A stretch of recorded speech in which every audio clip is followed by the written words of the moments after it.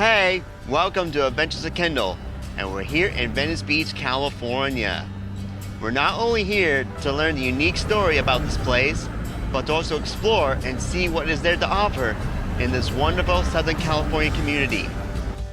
Venice, or Venice Beach, depending on what you call it, is a neighborhood of Los Angeles, California. It is located in the west side region of LA County. This part of LA was founded in 1905 as a seaside resort town. Abbott Kinney, a tobacco millionaire turned real estate developer, envisioned a small resort town that was culturally reminiscent of Venice, Italy, complete with canals, gondolas, amusement piers, hotels, and Venetian-style structures. On July 4th, 1905, Kenny hosted the grand opening of his new resort town, featuring yacht racing, swimming lessons in the lagoon, band concerts, fireworks at the 2,500-seat amphitheater, and of course, the 16 miles of the newly built canals. He even brought a dozen gondoliers from Europe to pull through to his shiny new paradise, Venice of America.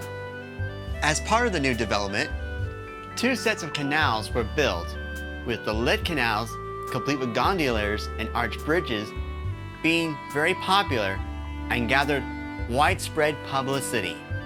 This led up to the help in selling lots within the development. Transportation to this area was on the Venice Short Line, a route of the Pacific Electric Railway that traveled from downtown Los Angeles down to Venice.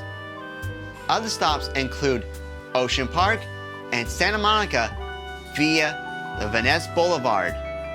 Upon arriving on the Venice Short Line from either Los Angeles or Santa Monica, tourists will find plenty of things to do within Venice. They could visit the Abbott Kinney Pier, which offer amusement park attractions, whether it's the LA Thompson Scenic Railway, a roller coaster ride, or Fraser's Dance Pavilion, a great place for a social gathering here at Venice of America. It also included an area show above the water. It would have been a great event to watch here on the Abbott Kinney Pier, but the pier burnt down in 1920. Another fun thing tourists can do in Venice was to ride a gondola along the Venice canals. 16 miles long, these canals were a fun ride through the community and to see the sights along the way. This included empty lots that anyone could buy and build a home along these canals. One more attraction within Venice Beach was the Venice Miniature Railway, a 7,500-foot miniature railway in the 1/3 scale with a gauge of 18 inches. With a track layout that was almost as big as the town of Venice itself, the Venice Miniature Railway offered fun sights while giving a pleasant ride throughout the community. This included crossing the canals as they travel along Rialto Avenue, before crossing the Grand Canal on Rivera Street. Another landmark along the Venice Miniature Railway is near the intersection of what is now Venice and, appropriately, Abbott Kinney Boulevard. Right here, the Venice Miniature Railway passed through here, and right behind me would have been the engine shed. This railroad was built by John J. Coit, who was an experienced railroad engineer who had built and operated 4 miniature railways within the state of California. These include the Urbita Lake Railway in San Bernardino, the East Lake Park Scenic Railway in Los Angeles, the Long Beach and Asbury Park Railway in Long Beach, and of course, the Venice Miniature Railway. Check out this video on Railroad Adventures with Kendall, where we meet the current owners of one of the Venice Miniature Railway locomotives, Billy Jones Wildcat No. 2. Speaking of men who helped build Venice Beach, Kenny hired artist Felix Piano to help design the architecture throughout the new development, which included the facades of the main town buildings. Pier also sculpted the capitals on the columns in Venice, one of which features the face of Abbot Kinney and Nettie Balk. However, the biggest attraction at Venice Beach was the mile-long, gently sloping beach. Cottages and housekeeping tents were available for rent. And judging by this picture, it was really popular to come down to Venice Beach and enjoy a day in the sun. By 1925, Venice's politics became unmanageable. The roads, water, and sewer systems were in need of much repair and expansion to keep up with the growing population. In October of that year, Venice was annexed to Los Angeles through a special election and officially became part of the city. Because of this, the city of Los Angeles began dismantling the amusement industry that Venice was known for, like removing the miniature railway and filling the majority of the canals to accommodate the increased automobile traffic. In 1929, oil was discovered, and within 2 years, 450 oil wells were in the area. By the 1970s, most of the wells were capped, with the last oil well near the Venice Pavilion being capped in 1991. While this was going on, the city of Los Angeles wanted to close Venice's 3 amusement piers, but had to wait until their leases expired in 1946. During World War II, blackouts were instituted, which only allowed daytime uses of the piers and their attractions. National Guardsmen frequently patrolled the beaches in search of enemy submarines or ships.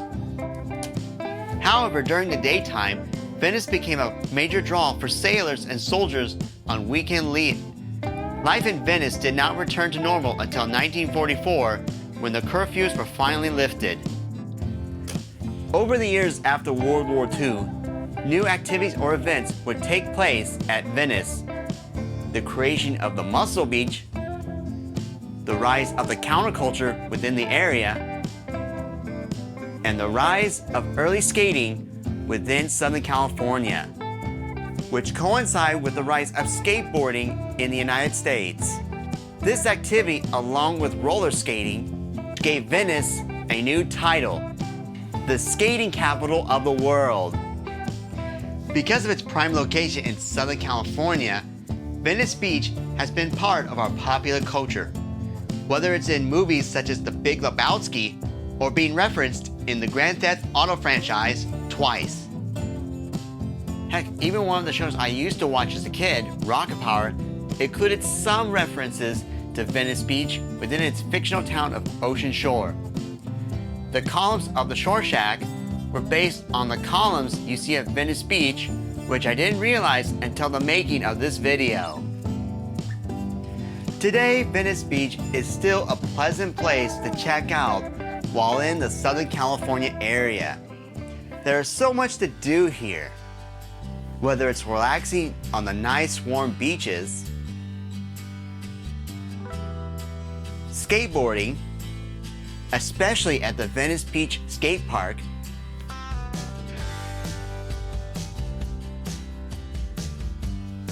working out at the famous Muscle Beach, or checking out the last remaining Venice Beach canals. This is the Grand Canal, one of the remaining examples of canals that were built here when Venice was being developed. A unique link to Venice Beach's origins. These canals were built in 1905 as part of a private real estate development known as the Short Line Beach Venice Canal Subdivision No. 1. Like the other canal projects, it was built with a lot of speed and too sturdy of construction. However, it had fallen into disrepair by the early 1920s, and most of the canals were filled in, but thankfully, these canals were spared. By 1940, the sidewalks along the canal had deteriorated so badly that they were taken out of public use. Between 1991 and 1993, a major renovation project was completed. The canals were deepened in the center to 5 feet, and the sides of the canals were rebuilt with lava blocks. Also, new sidewalks were constructed, and a protective salt rush barrier was planted along the sidewalks. Today, the Venice Canal Historic District is a pleasant place to explore while in the Venice Beach area. With the calm canals, beautiful bridges, and lovely homes, the district is a great place to check out. And it is here that we'll end our story. See you later, folks, and may your gifts bless the world.